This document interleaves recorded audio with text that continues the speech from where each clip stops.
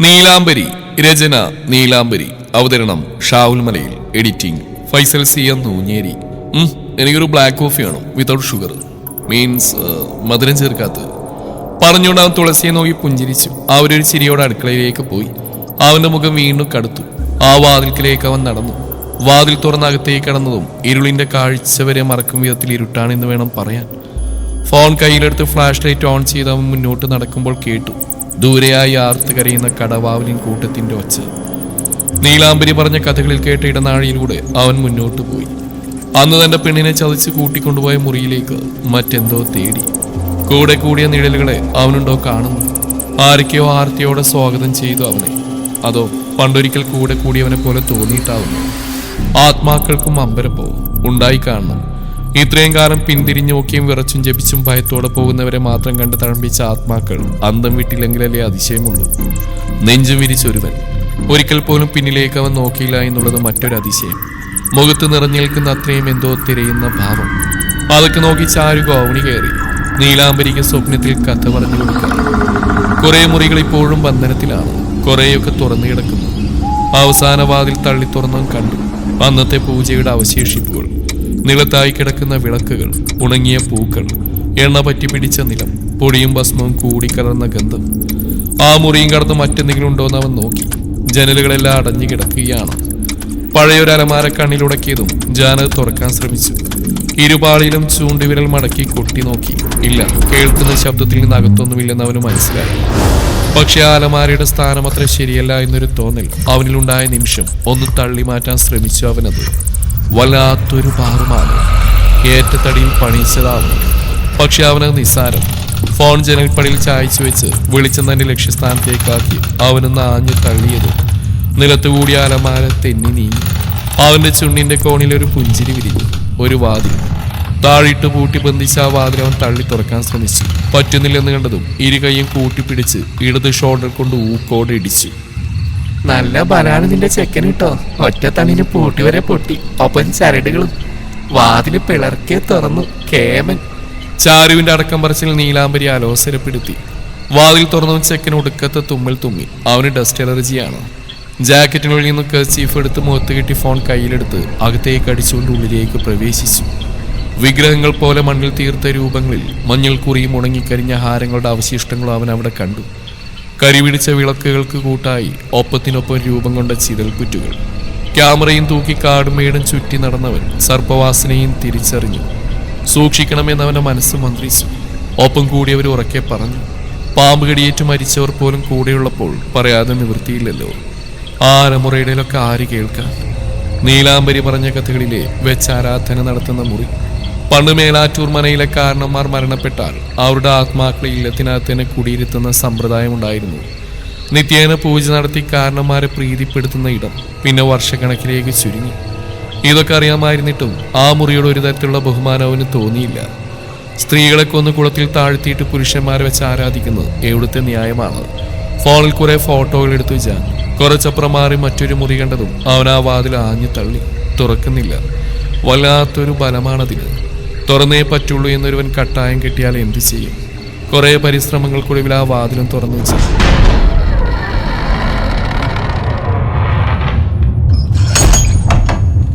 കാവിൽ നിന്നിരുന്ന കരിനാഗങ്ങൾ വഴിമാറിയതുപോലെ അവൻ കണ്ടില്ലാത്രേ.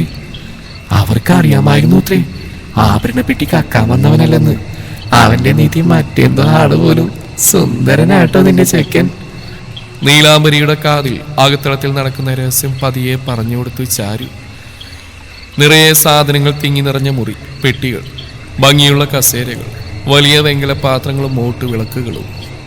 അങ്ങനെ കലവറ എന്നൊക്കെ പറയും പോലെ ഒരു മുറി. ചുവന്ന ആണിൽ എന്തോ മൂടി വെച്ചിരിക്കുന്ന കാണെ അവൻ ആ തുണി എടുത്തു മാറ്റി.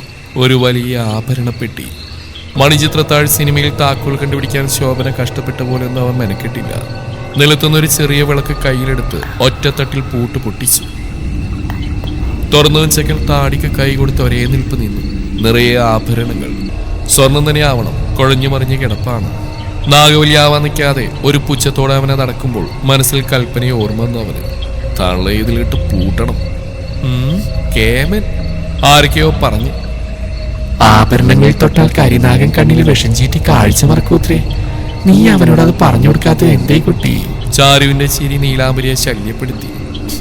ഒന്ന് പോ ചാരു, എനിക്ക് ഉറങ്ങണം. നീലാംബരി പിറുവിറുത്ത്.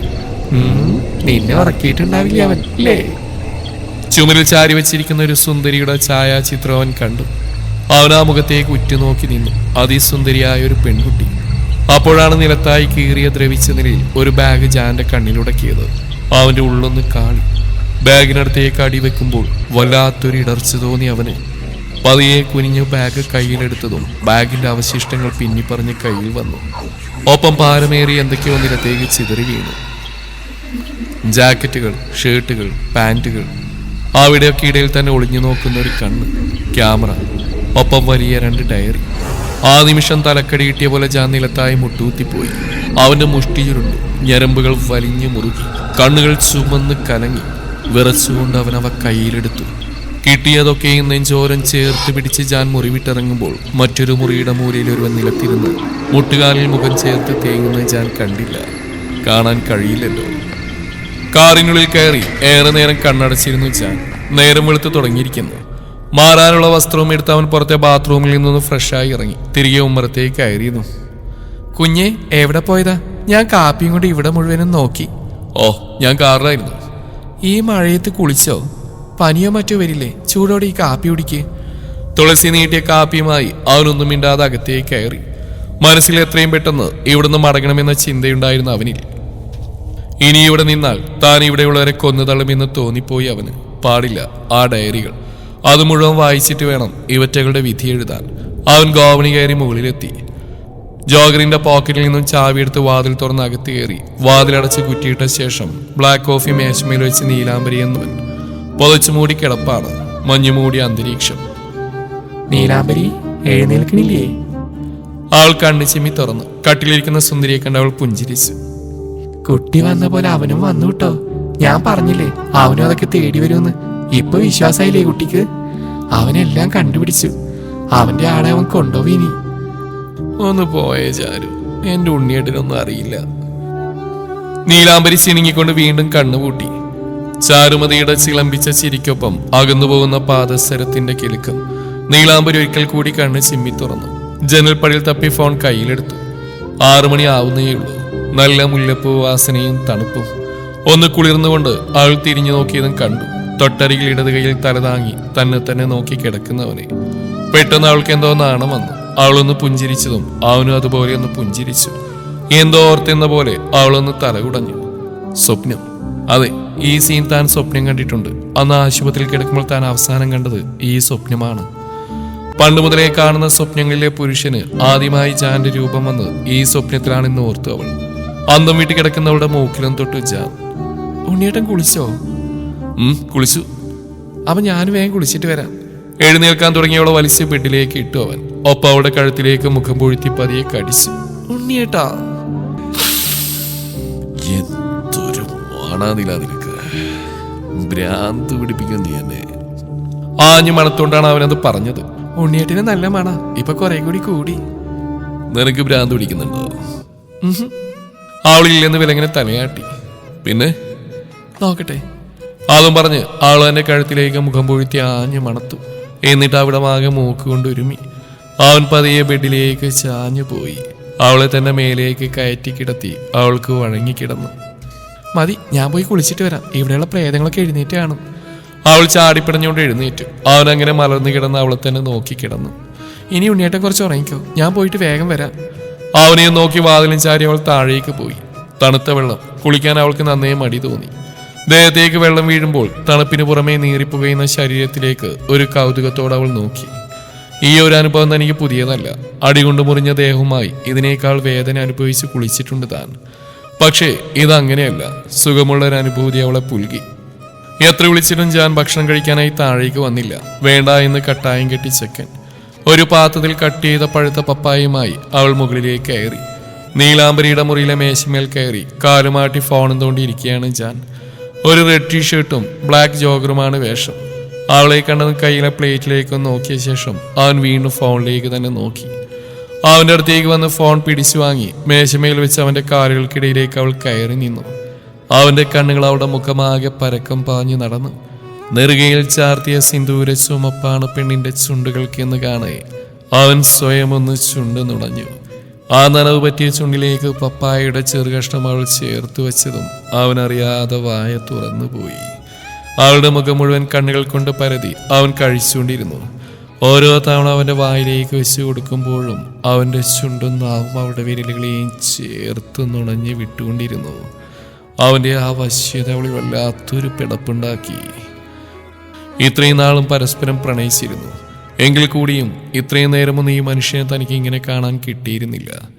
ഇതിപ്പോ രാത്രി മുഴുവൻ കിട്ടിയതും പോരാഞ്ഞ് ഇനി അങ്ങോട്ട് മുഴുവനായി താനെങ്ങനെ ഇവനെ താങ്ങുമെന്നോർത്ത് അവൾ അവന്റെ വായിൽ നോക്കി തന്നെ നിന്നു.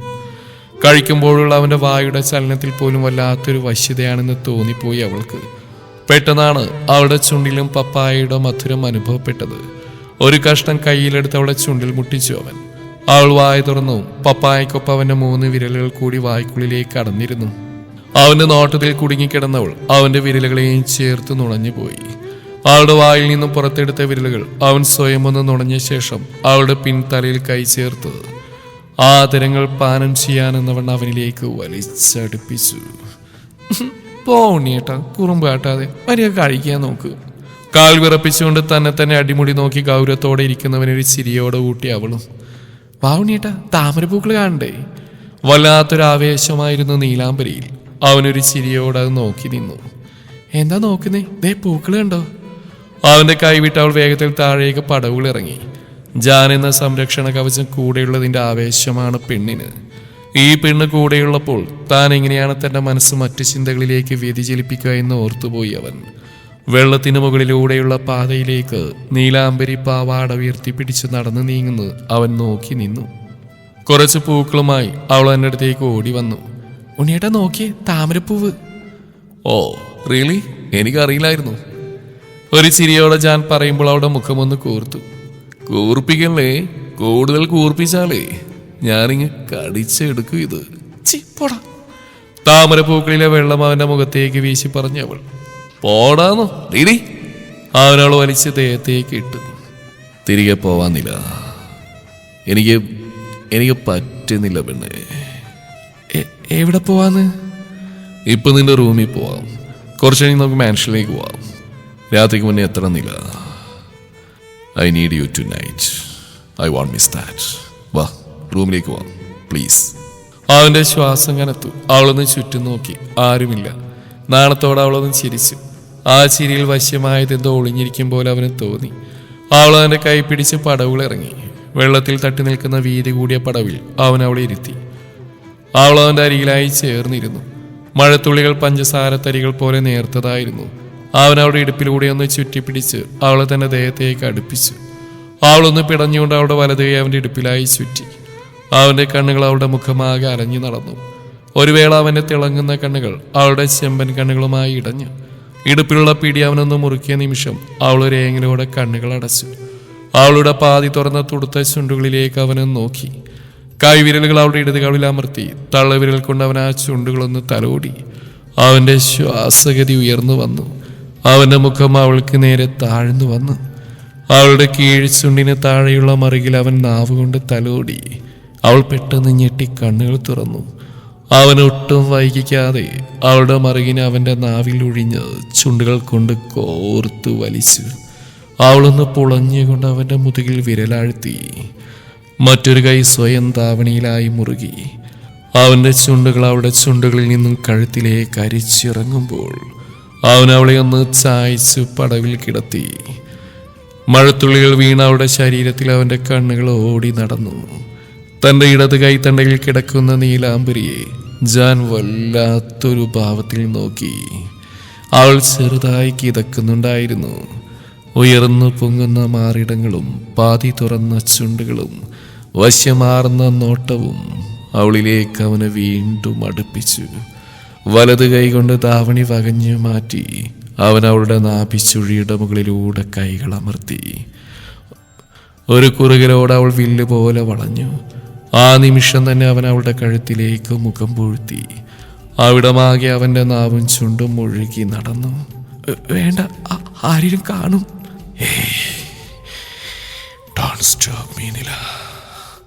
അവൻ കാറ്റുപോലെ പറഞ്ഞു. കിതപ്പോടെ അവൾ തലയിരിച്ച് കുളത്തിലേക്ക് നോക്കി. ഒരു വേള അവളുടെ കണ്ണുകൾ മിഴിഞ്ഞു വന്നു. അവൾ വേഗത്തിൽ കിതച്ചു. അവൾക്കത് പറയാൻ നാവുകൾ ചലിക്കുന്നുണ്ടായിരുന്നില്ല. കുളത്തിനൊത്ത നടുവിൽ ഒരു തലയും 2 വെള്ളാരം കണ്ണുകളും. മറ്റൊന്നും കാണാൻ കഴിയുന്നില്ല. ആ കണ്ണുകൾ അവളെ തുറിച്ച് നോക്കിക്കൊണ്ടിരുന്നു. തൊട്ടടുത്തായി തങ്ങളുടെ നേർക്ക് ഇഴഞ്ഞു വരുന്ന ഒരു സർപ്പം. ഉണ്ണിയേട്ടാ, അവൾ നിലവിളിച്ചു. എന്താ? അവൻ അവളെയും കൊണ്ട് എഴുന്നേറ്റു. സർപ്പം ദേ. അപ്പോഴാണ് അവന് ആ കാഴ്ച കാണുന്നത്. കുളത്തിന് നടുവിലുള്ള പാതയിലൂടെ ഇഴഞ്ഞു വരുന്ന വലിയൊരു പാമ്പ്. That's A cobra. അത് പോയിക്കോളും. ഇല്ല ഉണ്ണിയേട്ടാ, അതാണ് അയാളെ കടിച്ചത്. കാര്യസ്ഥ രാമാനുജനെ കടിച്ചു വന്ന് അവൾ അറിയാതെ പറഞ്ഞുപോയി.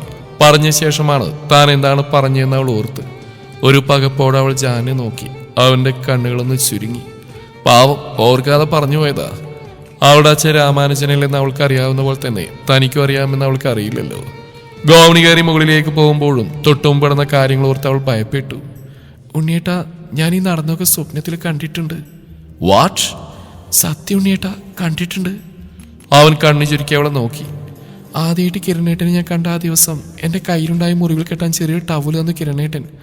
അന്ന് രാത്രി ഇപ്പം നടന്ന ഈ കാര്യങ്ങൾ ഞാൻ സ്വപ്നം കണ്ടു. സ്വപ്നത്തിലുള്ള പുരുഷന് ആ ടവലിൻ്റെ മണമായിരുന്നു. ആ മണം, അത് ഉണ്ണിയേട്ടൻ്റെ മണോ?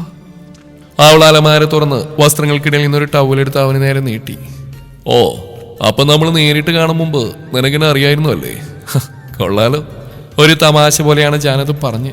കളിയാക്കണ്ട, എൻ്റെ പ്രണയം തുറന്നു പറയാൻ എന്നെ സമ്മതിക്കില്ലല്ലോ ഉണ്ണിയേട്ടൻ. സമ്മതിക്കുമ്പോൾ പറയാൻ കരുതി വെച്ചാൽ ഇതൊക്കെ. ഇനിയുണ്ട് ഒരുപാട് പറയാൻ. എനിക്കുണ്ടെന്നില്ല, നിന്നോട് പറയാൻ ഒരുപാട് കാര്യങ്ങൾ. അവന് നോക്കി തെല്ലൊരു അതിശയഭാവത്തിൽ അവൾ നിന്നു. ഉച്ച കഴിഞ്ഞതും ഭദ്രയോട് യാത്ര പറഞ്ഞ് ജാനു നീലാംബരിയും മാൻഷനിലേക്ക് പുറപ്പെട്ടു. യാത്ര പറയുമ്പോൾ ഭദ്രയുടെയും നീലാംബരിയുടെയും കണ്ണുകൾ ഒരുപോലെ നിറഞ്ഞിരുന്നു. മുകുന്ദന്റെ മുന്നിലൂടെ നീലാംബരിയുടെ ഇടുപ്പിലൂടെ കൈ ചുറ്റി അവളെ ചേർത്ത് പിടിച്ച് ജാൻ നടന്നു പോകുമ്പോൾ ആ കാഴ്ച കണ്ട് മുകുന്ദൻ പല്ലിയടിച്ചു.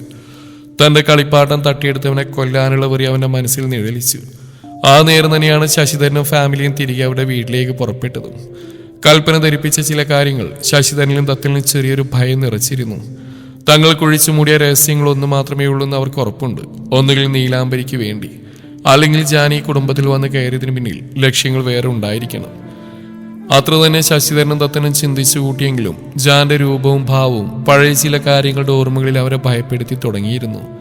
യാത്രയിലൂടെ നീലാംബരി ഉറക്കത്തിലേക്ക് വഴുതി വീണതും ആ കാഴ്ചയിൽ ജാനൊന്ന് പുഞ്ചിരിച്ചുകൊണ്ട് ഡ്രൈവ് ചെയ്തു. തന്റെ കയ്യിൽ ചൂടുള്ള എന്തോ തട്ടിയ നിമിഷം അവൾ ഞെട്ടി കണ്ണുകൾ വലിച്ചു തുറന്നു. നോക്കുമ്പോൾ കാണുന്നത് പുറത്തുനിന്നും തന്റെ സൈഡിലെ ഡോറിൽ കൈ താങ്ങി അവളെ തന്നെ നോക്കി നിൽക്കുന്ന ജാനയാണ്. കയ്യിലൊരു ഗ്ലാസുമുണ്ട്. കുനിഞ്ഞു വന്ന് കയ്യിൽ താടി താങ്ങി തന്റെ മുഖത്തോട് മുഖമടുപ്പിച്ച് നിൽക്കുന്നവനെ ചെറുപുഞ്ചിരിയോടെ അവളും നോക്കി. കുടിച്ചോ, ആ ക്ഷീണങ്ങ് മാറട്ടെ. ഞാനും ഇറങ്ങാം. അവൻ മാറിയത് അവൾ ഡോർ തുറന്ന് പുറത്തേക്ക് ഇറങ്ങി. കയ്യിൽ നിന്ന ബ്ലാക്ക് കോഫി അവൾക്ക് നേരെ നീട്ടി. അവൻ ഗ്ലാസ് കയ്യിൽ വാങ്ങി അവൾ ചുറ്റിലും ഒന്ന് കണ്ണോടിച്ചു. മുന്നിലൊരു തട്ടുകടയാണ്. സന്ധ്യ മയങ്ങുന്ന സമയം. റോഡിലാകെ മഴ പെയ്ത നനവാണ്. ഒപ്പം ചീറിപ്പാഞ്ഞു പോകുന്ന വണ്ടികളുടെ മഞ്ഞ വെളിച്ചവും തണുപ്പും. ഒരു പാട്ടുകൂടിനെ പൊളിച്ചേനെന്നോർത്ത് ഗ്ലാസ് ചുണ്ടോട് ചേർത്ത് അവൾ ജാനെ ഒന്ന് നോക്കി. തട്ടുകടയിലൊക്കെ മിസ്റ്റർ ജാൻ വരാറുണ്ടോ എന്നൊരു പുച്ഛ നോട്ടത്തിലുണ്ടായിരുന്നു. അവൾ കുടിക്കുന്ന നോക്കി കാറിൽ ചാരി അവനും നിന്നു. ഉണ്ണിയേട്ടന് വേണ്ടേ? അവൾ ചോദിച്ചു. അവൻ കാറിന് മുകളിലേക്ക് വിരൽ ചൂണ്ടിക്കാട്ടി. നോക്കുമ്പോൾ കണ്ടു ഒരു ഗ്ലാസ് കാറിന് മുകളിൽ ഇരിക്കുന്നു. I can stand hot things. ഒരു കള്ളച്ചിരിയോടെയാണ് അവനത് പറഞ്ഞത്. അവൾ ആ ഗ്ലാസ് കാറിന് മുകളിൽ വെച്ച ശേഷം അഴിഞ്ഞുകിടന്ന മുടിവാരി ചുറ്റി അമ്മച്ചി കെട്ടിവെച്ചു. ശേഷം ഒന്ന് മൂരി നിവർന്ന് അവനെ നോക്കുമ്പോൾ തന്റെ മുഖത്തിലും കഴുത്തിലൊക്കെ കണ്ണുകൊണ്ട് പരിധി നോക്കുന്നവനെയാണ് കണ്ടത്. എന്ത്? അവൾ മുഖമുയർത്തി ചോദിച്ചു. അവനൊന്ന് ചിരിച്ചു. ഇന്നലെ അങ്ങോട്ട് ശരിക്കൊന്നും കാണാൻ പറ്റിയില്ലെന്നില്ല. That is what I thought just now. ഈ ഉണ്ണിയേട്ടൻ വായി തുറന്ന ഭക്ഷണത്തിന് മാത്രമേ പറയാറുള്ളൂ. വയറിൽ പിണച്ച് കെട്ടിവെച്ച് അവന്റെ കയ്യിൽ അവളൊന്ന് പിച്ചി. എന്റെ കൂടെ ജീവിക്കുമ്പോൾ ഇതൊക്കെ കേട്ടേ പറ്റുന്നില്ല. പറ്റില്ലെങ്കിൽ നീ തിരികെ പോയിക്കോ. എവിടെ? നിന്റെ പ്രേതാലയത്തില്. അത് കേട്ടത് അവളുടെ മുഖം മങ്ങി. അവൻ ചുണ്ട് കടിച്ചു പിടിച്ച് അവൾക്കടുത്തേക്ക് കാഞ്ഞുകൊണ്ട് കഴുത്തിലൂടെ കൈ ചുറ്റി അവളെ ദേഹത്തേക്ക് അടുപ്പിച്ചു. ഞാൻ ചുമ്മാ പറഞ്ഞില്ല എന്റെ നീലാംബരിക്കുട്ടി. നീലാംബരി പൂ പോലെ നീ ഇങ്ങനെ വാടിയാലോ? പിന്നെ തിരികെ പോകാനാണ് പറയണ്ടേ? അവൾ മുഖം കൂർപ്പിച്ചാണ് ചോദിച്ചു. നീ ഇത് കുടിക്ക്, എന്നിട്ട് വേഗം പോവാം. പോയിട്ട് ഒത്തിരി കാര്യങ്ങളുള്ളതാ. ഒരു വഷളം ചിരിയോടെ അവൻ വീണ്ടും എടുത്തു നീട്ടിയ ബ്ലാക്ക് കോഫി വാങ്ങി കുടിച്ചവൾ. എങ്കിലും പെണ്ണിന്റെ മുഖം വീർത്തു തന്നെ ഇരിക്കുന്നതാണ്. ഈ പിണക്ക് അങ്ങനെ ഇങ്ങനെയൊന്നും മാറില്ലെന്ന് അവന് മനസ്സിലായി. മാൻഷനിലെത്തുമ്പോൾ സമയം 10 മണിയോട് അടുത്തിരുന്നു. കാറ് ഗേറ്റ് കടന്ന് വേഗത്തിൽ പുറത്തേക്ക് വന്ന സ്ത്രീയെ കാണെ ഇരുവരും കാറിൽ നിന്നിറങ്ങി. കാത്തിരിക്കാം, നിങ്ങളേവരും ആകാംക്ഷപൂർവ്വം കാത്തിരുന്ന ജാൻ നില മധുവിധുവിനു വേണ്ടി. തുടരും ഈ കഥയുടെ ബാക്കി ഭാഗം നാളെ ഇതേ സമയം.